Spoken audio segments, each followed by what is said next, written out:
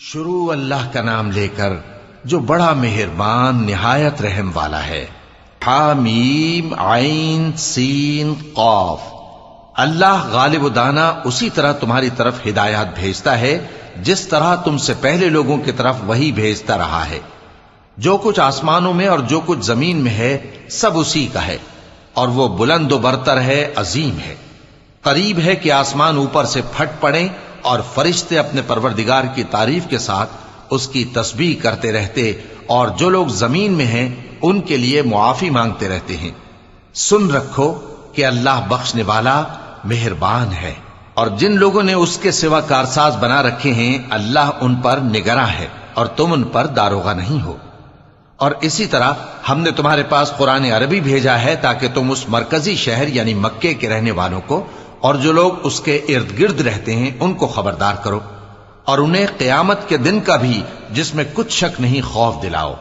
اس روز ایک فریق بہشت میں جائے گا اور ایک فریق دوزخ میں، اور اگر اللہ چاہتا تو ان کو یعنی تمام انسانوں کو ایک ہی جماعت کر دیتا، لیکن وہ جس کو چاہتا ہے اپنی رحمت میں داخل کر لیتا ہے، اور ظالموں کا نہ کوئی یار ہوگا اور نہ کوئی مددگار۔ کیا انہوں نے اس کے سوا دوسروں کو کارساز بنا لیا ہے؟ سو کارساز تو اللہ ہی ہے، اور وہی مردوں کو زندہ کرے گا، اور وہ ہر چیز پر قدرت رکھتا ہے۔ اور تم لوگ جس بات میں اختلاف کرتے ہو اس کا فیصلہ اللہ کی طرف سے ہوگا۔ یہی اللہ میرا پروردگار ہے، میں اسی پر بھروسہ رکھتا ہوں اور اسی کی طرف رجوع کرتا ہوں۔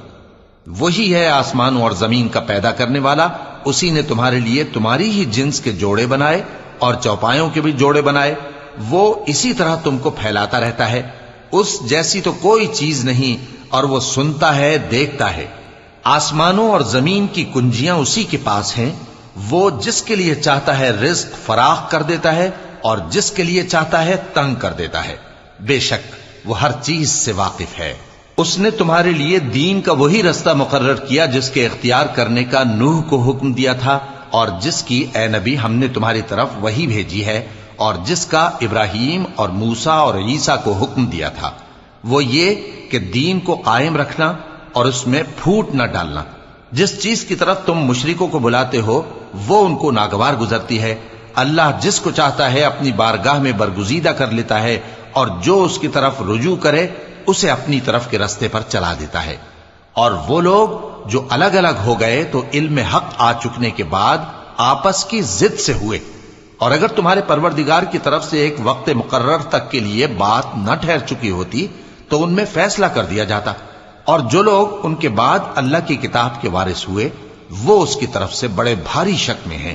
تو اے نبی اسی دین کی طرف لوگوں کو بلاتے رہنا، اور جیسا تم کو حکم ہوا ہے اسی پر قائم رہنا، اور ان کی خواہشوں کی پیروی نہ کرنا، اور کہہ دو کہ جو کتاب اللہ نے نازل فرمائی ہے میں اس پر ایمان رکھتا ہوں، اور مجھے حکم ہوا ہے کہ تم میں انصاف کروں۔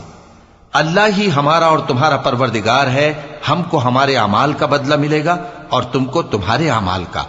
ہم میں اور تم میں کچھ بحث و تکرار نہیں، اللہ ہم سب کو اکٹھا کرے گا اور اسی کی طرف لوٹ کر جانا ہے۔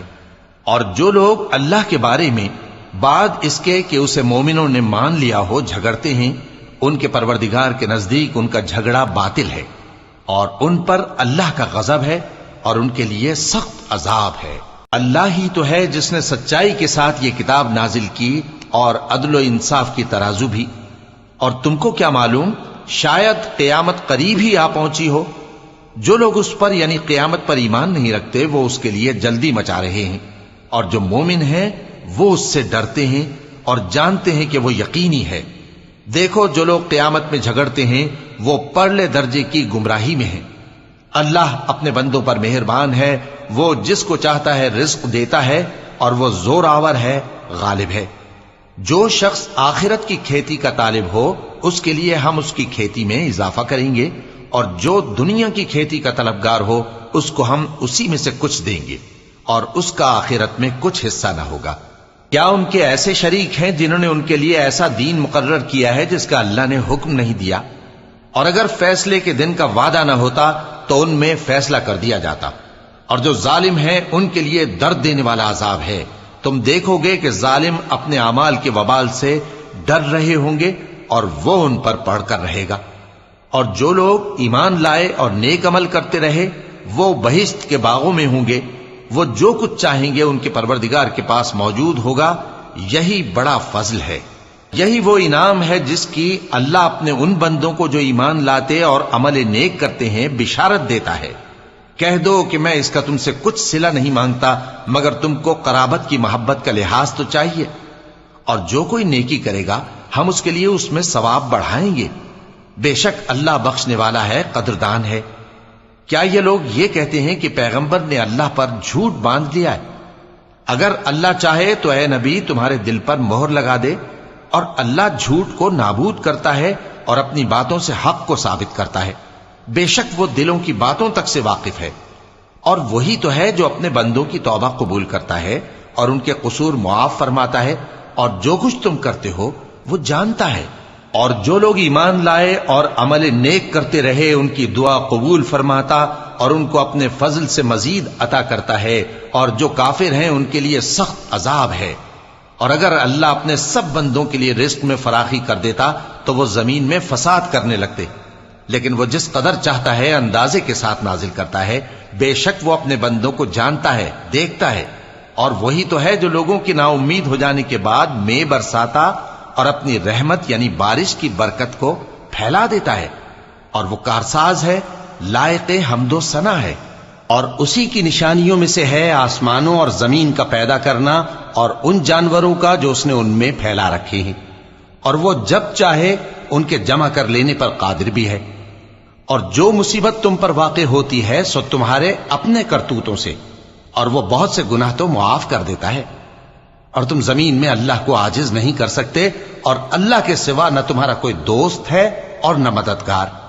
اور اسی کی نشانیوں میں سے سمندر میں چلنے والے جہاز ہیں پہاڑوں جیسے، اگر اللہ چاہے تو ہوا کو ٹھہرا دے کہ جہاز اس کی سطح پر کھڑے رہ جائیں۔ ہر صبر اور شکر کرنے والے کے لیے ان باتوں میں قدرت کے نمونے ہیں۔ یا ان کے اعمال کے سبب ان کو تباہ کر دے اور بہت سوں کو معاف بھی کر دے، اور سزا اس لیے دی جائے کہ جو لوگ ہماری آیتوں میں جھگڑتے ہیں وہ جان لیں کہ ان کے لیے کوئی جائے فرار نہیں۔ لوگوں، جو مال و متاع تم کو دیا گیا ہے وہ دنیا کی زندگی کا ناپائیدار فائدہ ہے، اور جو کچھ اللہ کے ہاں ہے وہ بہتر اور باقی رہنے والا ہے، یعنی ان لوگوں کے لیے جو ایمان لائے اور اپنے پروردگار پر بھروسہ رکھتے ہیں، اور جو بڑے بڑے گناہوں اور بے حیائی کے کاموں سے پرہیز کرتے ہیں، اور جب غصہ آتا ہے تو معاف کر دیتے ہیں، اور جو اپنے پروردگار کا فرمان قبول کرتے ہیں اور نماز پڑھتے ہیں اور اپنے کام آپس کے مشورے سے کرتے ہیں، اور جو مال ہم نے ان کو عطا فرمایا ہے اس میں سے خرچ کرتی ہیں، اور جو ایسے ہیں کہ جب ان پر ظلم و زیادتی ہو تو مناسب طریقے سے بدلہ بھی لیتی ہیں، اور برائی کا بدلہ تو اسی طرح کی برائی ہے، مگر جو درگزر کرے اور معاملے کو درست کر دے تو اس کا بدلہ اللہ کے ذمے ہے۔ اس میں شک نہیں کہ وہ ظلم کرنے والوں کو پسند نہیں فرماتا، اور جس پر ظلم ہوا ہو اگر وہ اس کے بعد انتقام لے لے تو ایسے لوگوں پر کچھ الزام نہیں۔ الزام تو ان لوگوں پر ہے جو لوگوں پر ظلم کرتے ہیں اور ملک میں ناحق فساد پھیلاتے ہیں، یہی لوگ ہیں جن کو تکلیف دینے والا عذاب ہوگا۔ اور جو صبر کرے اور قصور معاف کر دے تو یہ بڑی ہمت کے کام ہیں۔